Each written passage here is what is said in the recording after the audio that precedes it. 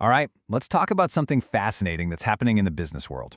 We're going to dig into how some of the biggest brands on the planet are winning, not just by being big, but by thinking local and acting with a real sense of purpose. Have you ever thought about that? Like, how do they do it? You could be halfway across the world and boom, there's a brand you know. It just fits. It feels like it belongs there, but it's still the brand you know and trust. It's not an accident. It's a really smart, really deliberate strategy.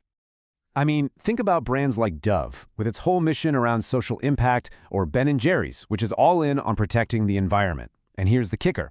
They're both owned by the same giant company, Unilever. But they still manage to connect with us on this really personal level. To get how they pull this off, we've got to look at the global game they're playing. So, the first piece of this whole puzzle is understanding the huge, complex chessboard they're on. We're talking about the world of global marketing.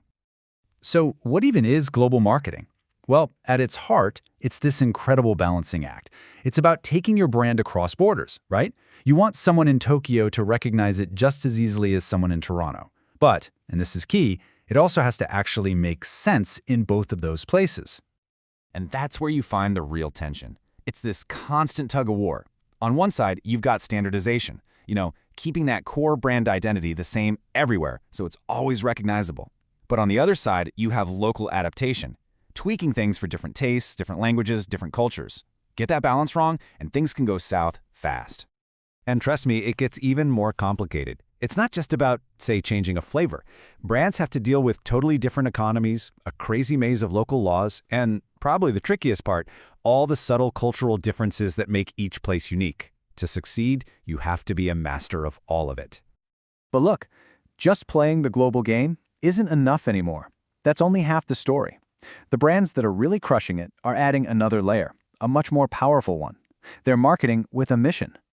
And this brings us to a super important idea, sustainable marketing. And no, this is not just about being eco-friendly. It's way bigger than that. It's an entire approach that weaves things like social responsibility and ethics right into the DNA of the brand itself. And I really want to stress this point. This can't just be a PR stunt. It has to be a real commitment.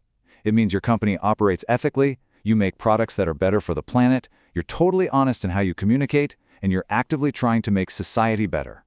And when brands get this right, the payoff is absolutely huge. They're not just moving product anymore, they're building real relationships. This is how you earn deep trust from your customers, attract all those people who want to support brands that actually stand for something, and build a reputation that's rock solid for years to come.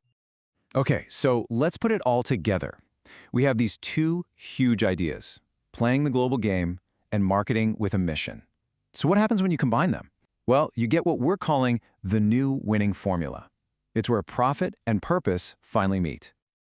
Let's circle back to our examples, Dove and Ben & Jerry's. They are prime examples of what their parent company, Unilever, calls its sustainable living brands.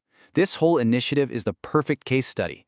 They keep that global consistency while at the same time they champion causes that people in local communities really truly care about. So here it is, the recipe for success. You start with a smart, consistent, global strategy. Then you infuse that strategy with real, sustainable, socially aware principles. And what's the result? You get this powerful engine that doesn't just drive profits, but also build up a ton of public goodwill. So you see, this isn't about choosing between making a profit and being responsible anymore. The source material is crystal clear on this. The best, most effective strategy is to go after both at the same time. In fact, they make each other stronger. So let's zoom out for a second. What's the big picture? Why is this formula so important right now? Well, it's about understanding the future of what a brand is even supposed to be. If there's one thing you take away from this, let it be this. The old way of thinking was that you had to pick a side. You were either a giant, faceless global machine or a small local shop. That's just not true anymore. The future belongs to brands that can be both, that can match their massive global reach with a deep, authentic local connection. Which leaves us with one last big question to chew on.